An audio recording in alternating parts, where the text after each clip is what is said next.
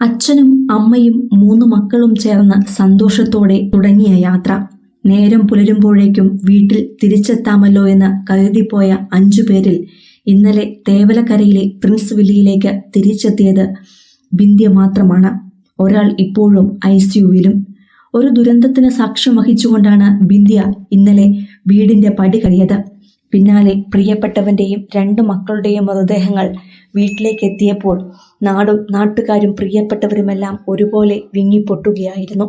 മുഖത്തും തലയ്ക്കുമേറ്റ ഭീകരമായ അവരുടെ മുറിവുകൾ കണ്ടപ്പോൾ കണ്ടുനിന്നവരുടെ ചങ്കുപൊട്ടി. ഓച്ചിറയിലെ സ്വകാര്യ ആശുപത്രിയിൽ സൂക്ഷിച്ചിരുന്ന മൃതദേഹങ്ങൾ 3 ആംബുലൻസുകളിലായിട്ടാണ് തേവലക്കരയിലെ പ്രിൻസ് വില്ല എന്ന വീട്ടിലേക്ക് എത്തിച്ചത്.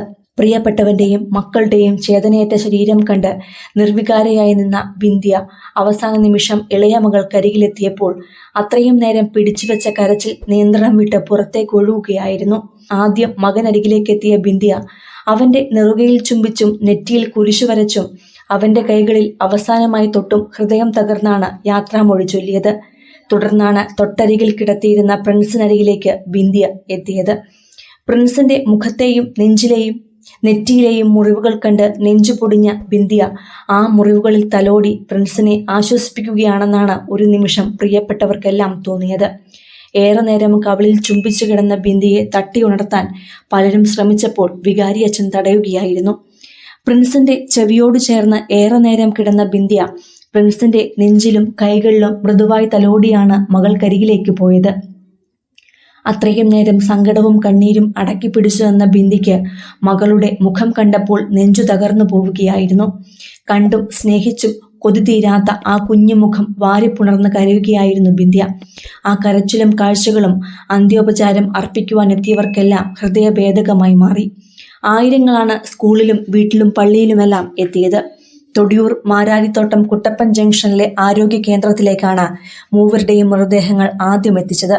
തുടർന്ന് പ്രിൻസിന്റെ സ്ഥാപനങ്ങളിലെ ജീവനക്കാരും നാട്ടുകാരുമെല്ലാം അവിടേക്ക് അന്ത്യോപചാരം അർപ്പിക്കുവാൻ എത്തിയിരുന്നു. തുടർന്ന് മിത്ര സാംസ്കാരിക വേദിയുടെ നേതൃത്വത്തിൽ വിലാപയാത്രയായി പടിഞ്ഞാറ്റേക്കര മുളയ്ക്കൽ ALPSലാണ് പൊതുദർശനത്തിന് വച്ചത്. 100 കണക്കിന് പേർ അന്ത്യോപചാരം അർപ്പിച്ച ചടങ്ങിൽ അതുലിന്റെയും അൽക്കയുടെയും എല്ലാം കൂട്ടുകാരും ക്ലാസ് ടീച്ചർമാരും സ്കൂൾ അധികൃതരുമെല്ലാം പുഷ്പചക്രം അർപ്പിച്ചിരുന്നു. പ്രിൻസിന്റെ മാതാപിതാക്കളായ തോമസ് ലൂക്കോസ്, മറിയാമ്മ, സഹോദരൻ പ്രവീൺ തോമസ് എന്നിവരും മറ്റു ബന്ധുക്കളുമെല്ലാം സ്കൂളിലേക്ക് എത്തിയിരുന്നു. വൈകിട്ട് 4ഓടെയാണ് പരിശുദ്ധ ബസേലിയോസ് മാർത്തോമ മാത്യൂസ് തൃതീയൻ കത്തോലിക്ക ബാവയുടെ കാർമ്മികത്വത്തിൽ തേവലക്കര മർത്തമറിയം ഓർത്തഡോക്സ് പള്ളിയിൽ സംസ്കാര ശുശ്രൂഷകൾ നടത്തിയത്. അതേസമയം അപകടത്തിൽ ഗുരുതരമായി പരിക്കേറ്റ മൂത്തമകൾ ഐശ്വര്യ മെർലിൻ പ്രിൻസ് കരുനാഗപ്പള്ളിയിലെ സ്വകാര്യ ആശുപത്രിയിൽ ഇപ്പോഴും തീവ്രപരിചരണ വിഭാഗത്തിൽ ചികിത്സയിലാണ്.